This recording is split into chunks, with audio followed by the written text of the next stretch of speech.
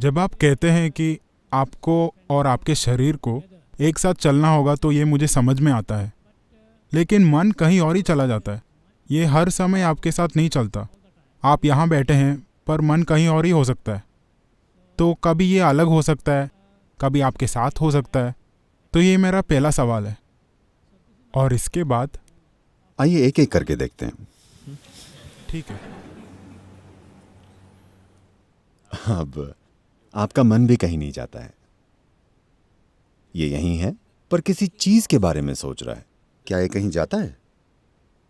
आपका मन कहीं नहीं जाता, ये यहीं है और किसी दूसरी चीज के बारे में सोच रहा है, पर फिर भी ये यहीं है ना?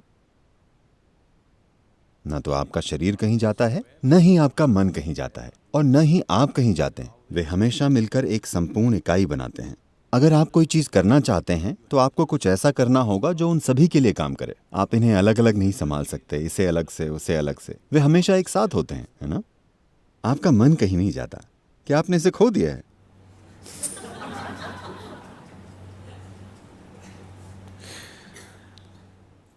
बात बस इतनी है कि आप अपने मन की कल्पनाओं से धोखा खा रहे हैं। ये यहीं बैठा है और कुछ कल्पना कर रहा है। ये कहीं नहीं जा रहा है।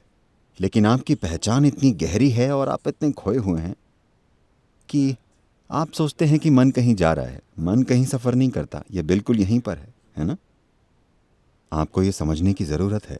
आपके मन में बेकाबू और अंतहीन विचार इसलिए चल रहे हैं क्योंकि आपने उन चीजों के रूप में अपनी पहचान बना रखी है जो आप नहीं हैं।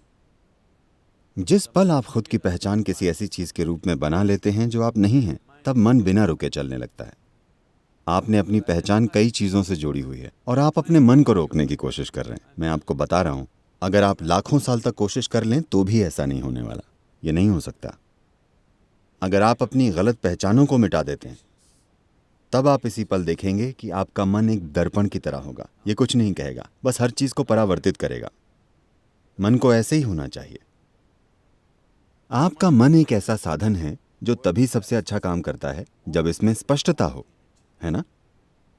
ऐसा ही है ना? आपका मन यहां हर तरह की काल्पनिक चीजों के बारे में सोचने के लिए नहीं है। वो जीवन में एक भटकाव है। आपका मन आपको जीवन में स्पष्टता और गहराई देने के लिए है। लेकिन अभी आपका मन बस उलझन का एक भारी पुलिंदा है, सिर्फ इसलिए क्योंकि आपने कई ऐसी चीजों के रूप में अपनी पहचान बना ली है जो आप नहीं हैं, और अब आप इसे रोकने की कोशिश कर रहे हैं। इसे रोक कर रखने का कोई तरीका नहीं है। आपने बहुत बुरा खाना खाया और अब आपके पेट में गैस बन गई। आप उसे रोक नहीं सकते। आपने खराब खाना खाया है, नतीजा आ गया है। आपने गलती की कि कई चीजों के साथ अपनी पहचान जोड़ ली। अब यह लगातार चलता जा रहा है। आप इसे रोक नहीं सकते। इससे कोई फर्क नहीं पड़ता कि आप क्या करते हैं। आप भगवान के बारे में सोचिए। भगवान खुद आपको कई जगहों पर ले जाएंगे। अब आप यहां बैठे हैं और ध्यान करने की कोशिश कर रहे हैं, पर आप सोच रहे हैं कि अपने बार या रेस्टोरेंट या दोस्त या सिनेमा या किसी और चीज के बारे में।